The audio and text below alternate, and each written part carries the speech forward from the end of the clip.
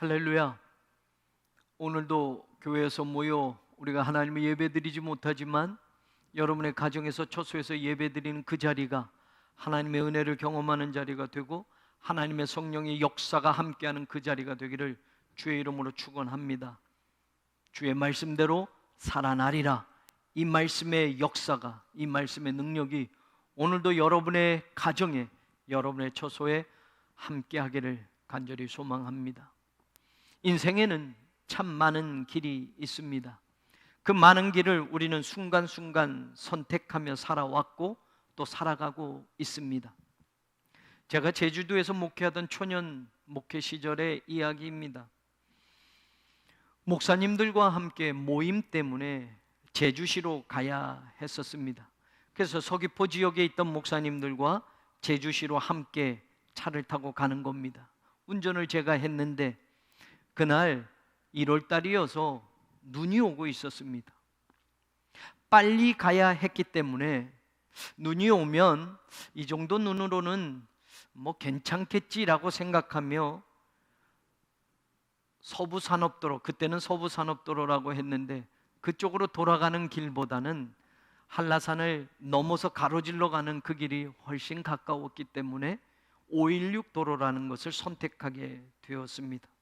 그런데 산으로 올라가면 올라갈수록 눈발이 거세게 불어왔고 눈은 너무 많이 쌓이게 되었고 마침 체인도 없었던 순간이라 그 516 도로를 겨우 넘어와서 그 장소까지 가는 데에 더 많은 시간이 걸렸고 시간은 둘째치고 굉장히 운전하면서 두려웠던, 무서웠던 그 경험을 저는 아직도 잊지 못합니다.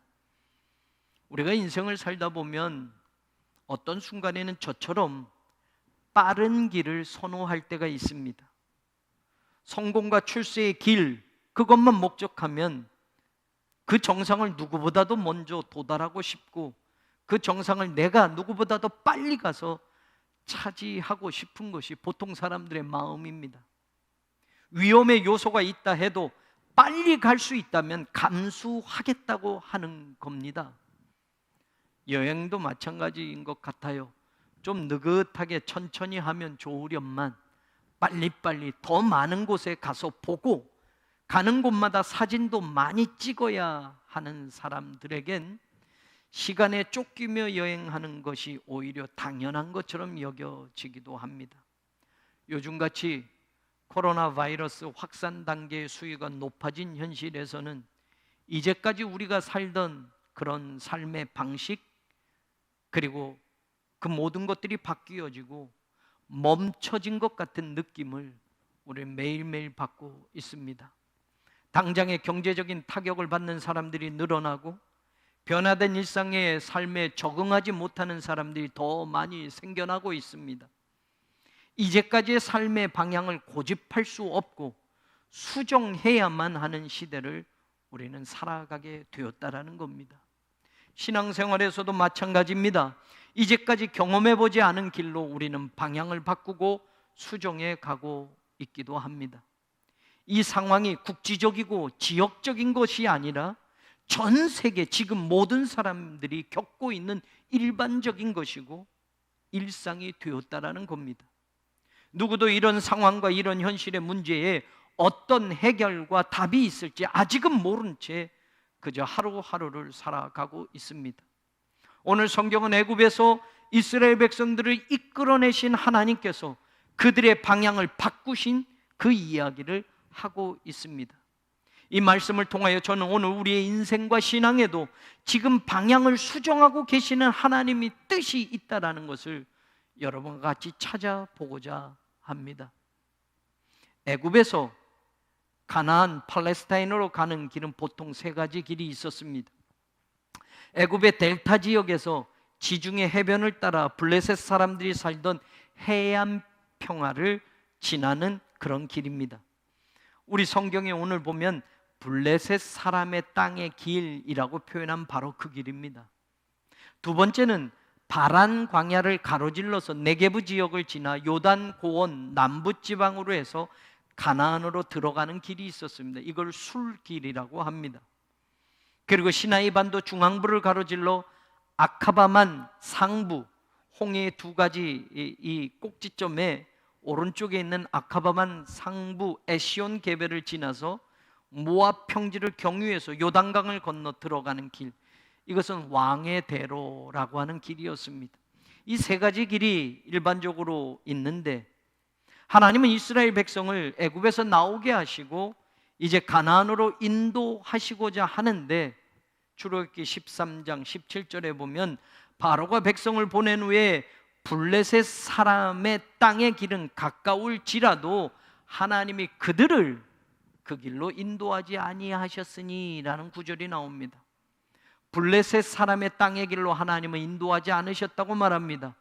바로 그 길은 애굽에서 가나안에 도착할 수 있는 최단 거리의 길이었습니다.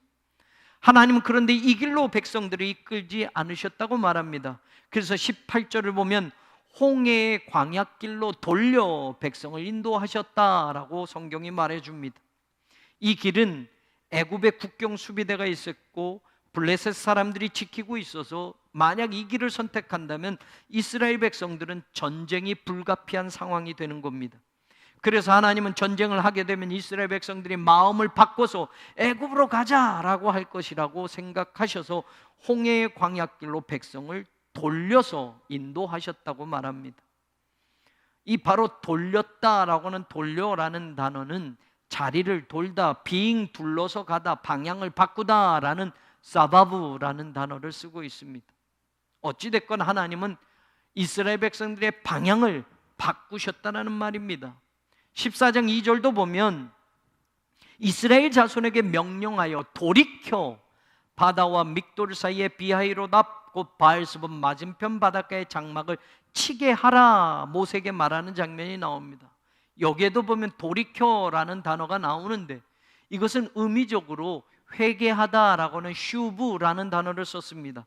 근데 이것이 장소적인 의미로 이야기할 때는 방향을 돌이키다, 진행하고 있는 방향에서 완전히 반대로 돌아서다라는 뜻입니다. 그러니 이 말씀에도 보면 하나님이 지금 이스라엘 사람들의, 이스라엘 백성들이 이끌어 가시는 방향을 또 바꾸시고 돌리셨다라는 것을 알게 됩니다. 왜 그러셨을까요? 약속하신 땅에 하루라도 빨리 가게 해주시면 좋은 것 아닐까요? 하나님이 약속하신 그것을 이스라엘 백성들이 빨리 얻을 수 있다면 저들이 더 기뻐하지 않을까요? 그런데 왜 하나님은 빙 돌려서 돌아가게 하시는 걸까요? 왜 그 방향을 더 먼 곳으로 바꾸시면서 틀어 놓으신 것일까요? 14장 3절에서 4절에 보면 하나님이 말씀하시는 또 다른 장면이 나옵니다. 바로가 이스라엘 자손에게 대하여 말하기를 그들이 그 땅에서 멀리 떠나 광야에 갇힌 바 되었다 하리라. 하나님의 계획이 있습니다. 내가 하나님입니다. 바로의 마음을 완악하게 한즉 바로가 그들의 뒤를 따르리니 내가 그와 그의 온 군대로 말미암아 영광을 얻어서 애굽 사람들이 나를 여호와인 줄 알게 하리라. 이게 하나님의 계획이었습니다. 이것은 애굽 사람들을 향한, 그들이 하나님을 깨닫게 하기 위한 하나님의 일차적인 계획입니다. 이스라엘 백성들이 광야에 갇힌 것처럼 바로가 생각하게 만들어서 이스라엘 백성들을 추격하게 만들고, 그리고 추격한 그 애굽 군대로 인하여 하나님이 영광을 얻으시게 하고 애굽 사람들이 이스라엘의 하나님이 진짜 여호와 하나님이라는 것을 알게 하시게 하려고 모세에게 하나님은 그렇게 말씀해 줍니다. 그런데 이스라엘 백성들에게는 이 방향을 바꾸시면서 하나님이 원하셨던 것은 무엇일까? 이스라엘 백성들은 야곱의 가족이 이주한 이후에 430년을 애굽에서 살아왔습니다. 거의 애굽 사람이 되었다고 해도 과언이 아닐 겁니다. 그런데 초반에는 총리였던 요셉 때문에 이스라엘 백성들이 대접받고 살았지만 애굽의 왕조가 완전히 바뀌면서 하루아침에 이스라엘 백성들은 애굽에서 노예의 신세로 전락되어 살아갑니다. 그 노예의 삶을 계속해서 대물림하면서 비참하게 살아가게 되었습니다. 그러다가 드디어 하나님이 모세를 보내셔서 노예에서 해방되게 하셨고 애굽에서 나오게 하셨습니다. 그리고 새로운 약속의 땅 가나안을 보여주셨고, 그리고 그곳에 들어가서 살게 해주시겠다고 하신 겁니다.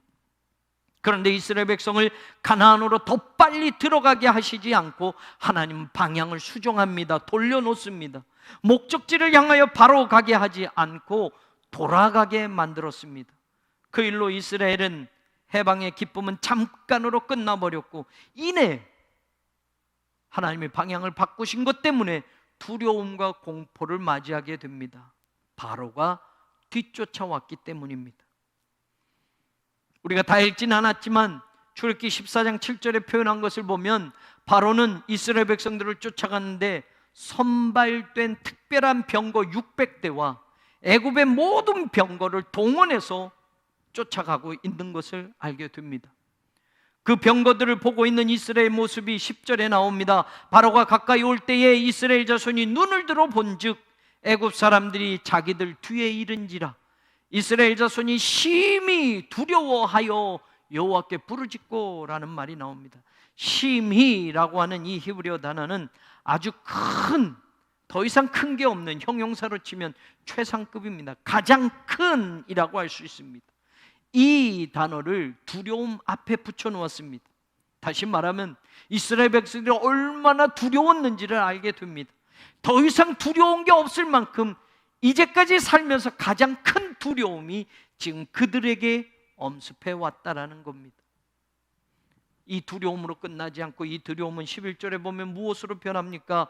그들이 또 모세에게 이르되 애굽에 매장지가 없어서 당신이 우리를 이끌어내어 이 광야에서 죽게 하느냐?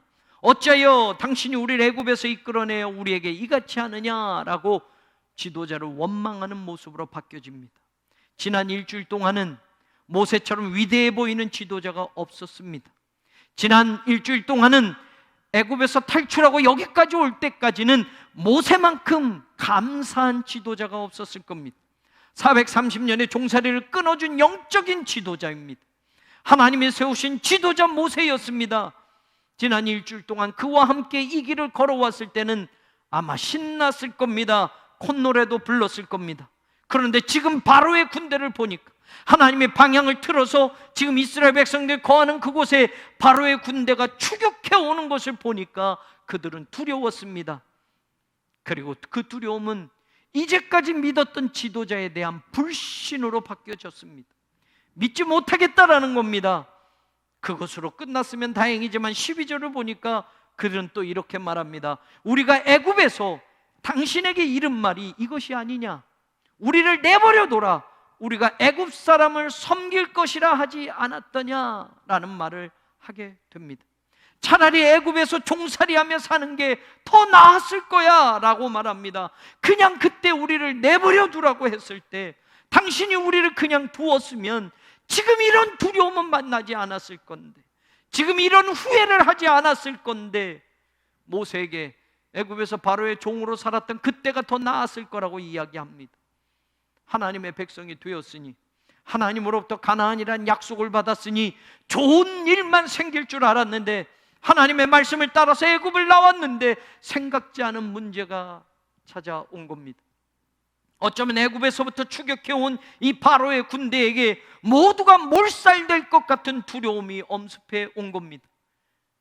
사랑하는 여러분, 지금 우리도 갑자기 찾아온 코로나 바이러스를 비롯한 세상의 이런저런 문제 때문에, 내 인생을 바짝 쫓아오는 세상의 염려와 걱정거리 때문에 두려워하고 계신 분은 없습니까? 언론에서 계속 어느 교회 코로나 확진자가 몇 명으로 증가했다라고 이야기하니까 교회 가면 큰일 나겠구나, 코로나 바이러스에 감염되는 게 아닐까 걱정하고 계신 분은 없습니까? 이스라엘 백성들은 하나님이 방향을 돌리셨고 생각지 않은 문제가 찾아오자 두려워하며 원망하고 있습니다. 사랑하는 여러분, 하나님의 뜻은 어디에 있는 것일까요? 하나님의 계획은 무엇이었을까요? 정말로 하나님은 이스라엘 백성들이 이렇게 두려워 떨게 하시기 위하여 그들의 방향을 바꾸셨던 것일까요? 정말로 하나님은 이스라엘 백성들의 생각처럼 광야에서 그냥 죽도록 내버려 두시려고 매장지가 없어 여기까지 끌고 오셨던 것일까요? 13절에 모세를 통해서 하나님이 말씀합니다. 너희는 두려워하지 말고 가만히 서서 여호와께서 오늘 너희에게 행하시는, 너희를 위하여 행하시는 구원을 보라라고 말씀합니다. 하나님은 두려워하는 이스라엘 백성들에게 두려워하지 말라라고 먼저 말씀하셨습니다. 디모데후서 1장 7절에도 보면 바울은 하나님은 우리에게 주신 것이 두려워하는 마음이 아니라고 말합니다. 하나님이 우리에게 주신 것은 두려워하는 마음이 아니라고 바울은 분명히 선언합니다. 두려운 마음은 하나님이 주신 게 아닙니다. 두려움은 하나님의 백성들에게 하나님이 허락하시는 게 아닙니다. 하나님은 어떤 환경 속에서도 하나님의 백성들이 두려움으로 포기하거나 무너지지 않기를 원하고 계십니다. 세상이 아무리 커 보여도 골리앗 같은 세상이 우리를 향해 덤벼 달려들어도 하나님은 하나님의 백성들이 두려워하지 않는 하나님의 사람들이 되기를 원하십니다. 오늘도 그 사실은 변함없습니다. 지금 우리가 맞닥뜨린 이 모든 상황과 세상에서 여러분이 가지고 살았던 믿음이 지금 흔들리는 분은 없습니까? 갑작스럽게 건강의 문제가 나에게 찾아와서 생각지도 않은 비극적인 인생이 우리 가정에 찾아와서 경제적인 어려움과 마이너스가 계속되는 내 생업의 자리 때문에 코로나로 인하여 발생된 여러 가지 고통스러운 현실과 상황 때문에 이제까지 내가 하나님을 의지하고 믿고 살았던 모든 신앙의 자리가 뿌리까지 흔들리는 것 같은 그런 순간을 지나고 있는 분은 없습니까? 하나님은 두려워하지 말라고 하셨습니다. 왜 두려워하지 말라고 하십니까? 무엇을 보고 두려움을 거두라고 하십니까? 13장 21절에 보면 여호와께서 그들 앞에 가시며 낮에는 구름기둥으로 그들의 길을 인도하시고 밤에는 불기둥을 그들에게 비추사 낮이나 밤이나 진행하게 하시니 낮에는 구름기둥 밤에는 불기둥이 백성 앞에서 떠나지 아니하니라 라고 성경은 말합니다. 지금 바로의 군대가 추격하는 그 순간에도 하나님의 구름기둥이 하나님의 백성들 위에 머물러 있습니다. 하나님의 불기둥은 절대로 이스라엘 백성들을 떠나지 않고 있습니다. 하나님은 분명히 그들과 함께하고 있음을 보여주고 계셨습니다. 바로의 군대가 아무리 커도, 바로의 군대가 아무리 가까이 접근해 와도 하나님의 구름기둥과 불기둥을 믿는다면, 하나님이 오늘도 우리를 지켜주시는 것을 믿는다면 우리는 하나님을 끝까지 신뢰할 수 있는 하나님의 백성들이 될 수 있습니다. 인생의 문제가 아무리 커도 하나님의 백성을 쓰러뜨리지 못한다는 것을 기억하십시오. 오늘도 하나님의 구름기둥과 불기둥이 교회를 지킨다는 것을 믿으십시오. 하나님의 백성을 떠나지 않는다는 걸 여러분 믿으십시오. 언제나 앞에 가서 인도하시는 하나님의 능력을 보여준다는 것을 믿으시기를 바랍니다. 여러분의 가정을 하나님의 구름기둥과 불기둥이 반드시 지키고 보호하여 주실 것입니다. 백성들에게 두려워하지 말라고 모세를 통해서 말씀하셨던 하나님은 그 다음에 말씀합니다. 가만히 서서라고 말합니다. 영어 성경은 stand firm이라고 말합니다. 굳게 서 있어라 라고 번역했습니다. 그런데 우리말은 가만히 서서라고 너무 수동적으로 번역이 되었습니다. 가만히 서 있으라 너무 소극적입니다. 히브리 원어의 뜻은 자기 자리를 지키라 라는 뜻입니다. 그러면 여러분, 자기 자리를 지키는 것과 가만히 서 있는 것은 뜻에 있어서 너무나 큰 의미 차이가 있는 겁니다. 두려워하지 말고 자기 자리를 지키라고 두 번째 하나님이 말씀하셨습니다. 다시 말하면 두려움이 엄습하면 사람들은 자기가 지켜야 할 자리부터 먼저 떠난다는 것을 알게 됩니다. 우왕좌왕하면서 두려운 사람들은 자신이 서 있어야 할 그 자리를 잃어버리고 마는 겁니다. 사랑하는 여러분, 지금 이스라엘 백성들은 일주일 전에는 바로의 노예로 살았습니다. 그들의 인생의 자리는 애굽이었고 그들의 인생의 자리는 바로의 노예로 살아가는 자리였습니다. 그러나 지금은 분명히 달라졌습니다. 이제 더 이상 바로의 노예가 아닙니다. 애굽이 그들이 있어야 할 그 자리가 아닙니다. 이스라엘이 가는 방향을 바꾸셔서 바로의 군대가 추격해오는 두려운 문제를 겪게 하시면서 하나님의 뜻은 이스라엘 백성들이 바로의 노예로 사는 인생의 자리가 아니라 이제는 하나님의 백성으로 살아가는 자리로 바뀌어진 것을 깨닫게 하시는 겁니다. 그러니까 하나님이 너의 자리를 지키라고 말하는 것은 이제는 바로의 군대가 아무리 가까이 쫓아와도 그 군대가 들고 있는 시퍼런 칼날과 창끝이 보여도 더 이상 바로의 종으로 살아가는 그 자리로 돌아가서는 안 된다는 것을 하나님은 가르쳐 주시고자 했습니다. 자기 자리를 지켜라. 저는 우리 교회가 이런 교회가 되기를 간절히 소망합니다. 코로나 바이러스로 모든 사람의 걸음이 멈춰졌습니다. 인간, 사람인과 사이 간, 사람과 사람 사이, 그 간격들이 더 멀어지고 더 떨어져 있는 것이 가장 좋은 인생살이인 것처럼 되어버렸습니다. 물리적으로 교회와 나의 자리도 멀어지게 되었습니다. 이런 상황과 환경에서 내가 지켜야 할 자리는 어디입니까? 내가 지켜내야 할 것은 무엇입니까?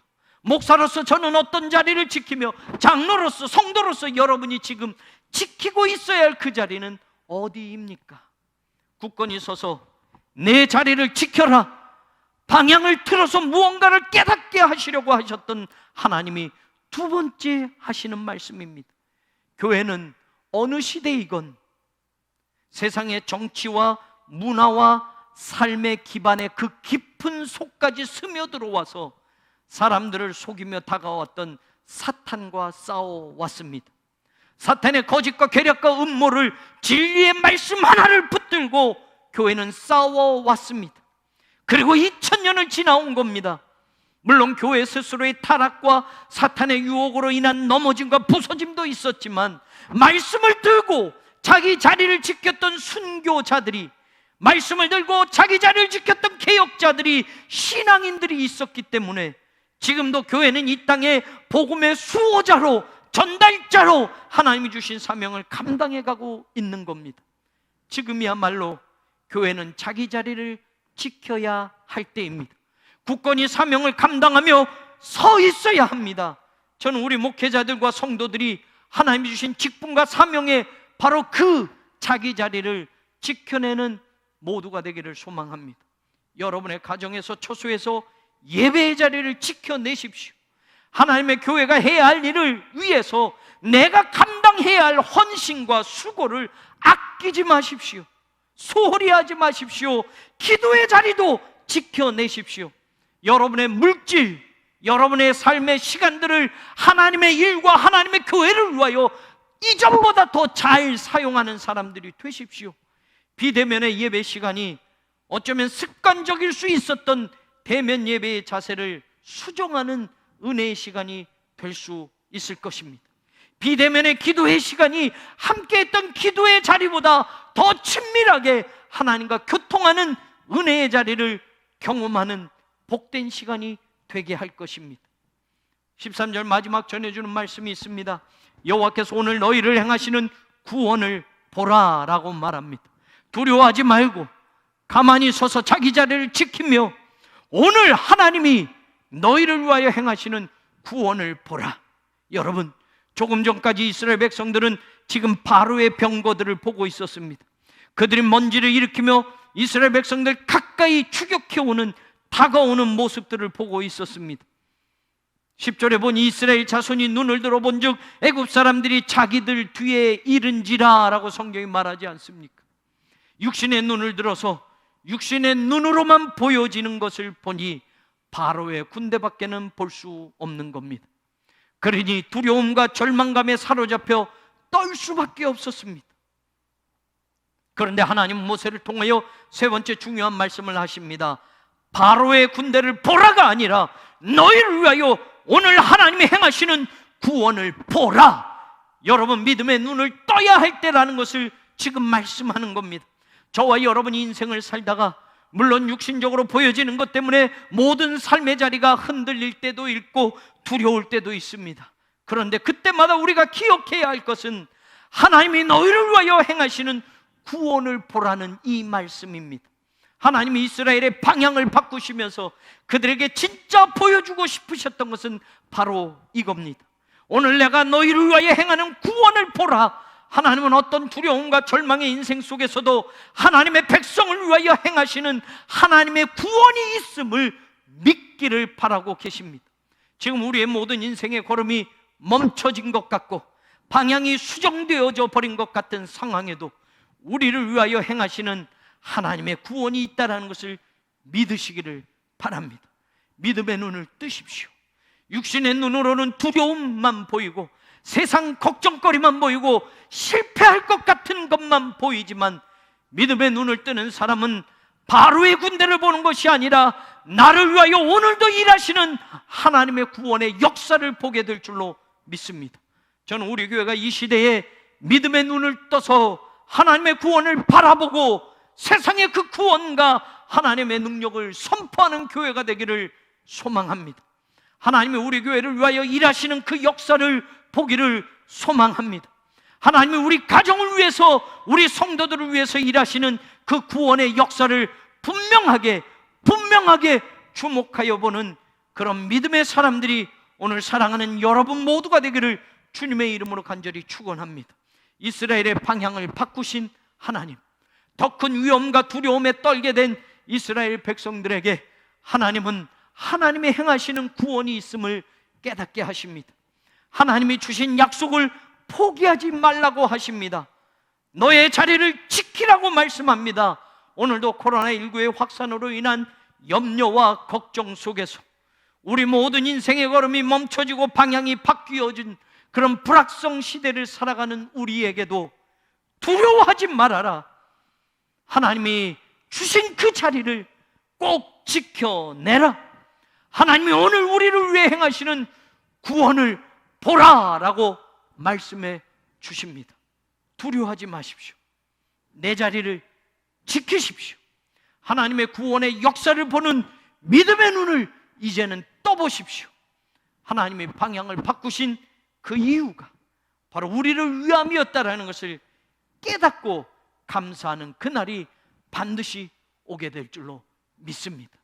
지금 힘들고 어려운 그 상황 속에서 오늘 이 주시는 말씀이 여러분에게 위로가 되고 힘이 되어서 코로나의 두려움뿐만 아니라 인생의 염려와 걱정거리도 이겨내시고 하나님이 오늘 나를 위하여 행하시는 그 구원을 보시기를, 경험하시기를 우리 주님 예수 그리스도의 이름으로 간절히 축원합니다. 하나님, 육신의 눈으로만 보면 걱정거리만 즐비합니다. 육신의 눈으로만 보면 한숨밖에 나오지 않는 그런 상황을 지나고 있습니다. 하나님, 우리가 믿음의 눈을 또 보게 하여 주옵소서. 두려워하지 말게 하시고 내 신앙의 자리를 지켜내게 하셔서 오늘 우리를 위하여 행하시는 하나님의 구원의 역사의 드라마를 분명히 보게 하여 주옵소서. 이 힘든 시기를 지나가게 하실 줄로 믿습니다. 비대면의 예배가 끝나고 하나님 앞에 함께 모여 기쁨으로 예배드릴 그날이 오게 하실 줄로 믿습니다. 많은 사람들의 눈물을 닦아주실 그날이 오게 하실 줄로 믿습니다. 하나님의 구름기둥과 불기둥을 거두지 않으시고 앞서가시며 우리를 보호하시고 책임져 주시고 인도하시는 하나님을 경험하게 하실 줄로 믿습니다. 하나님, 우리와 함께하여 주시옵소서. 예수 그리스도의 이름으로 간절히 기도 올리옵나이다. 아멘.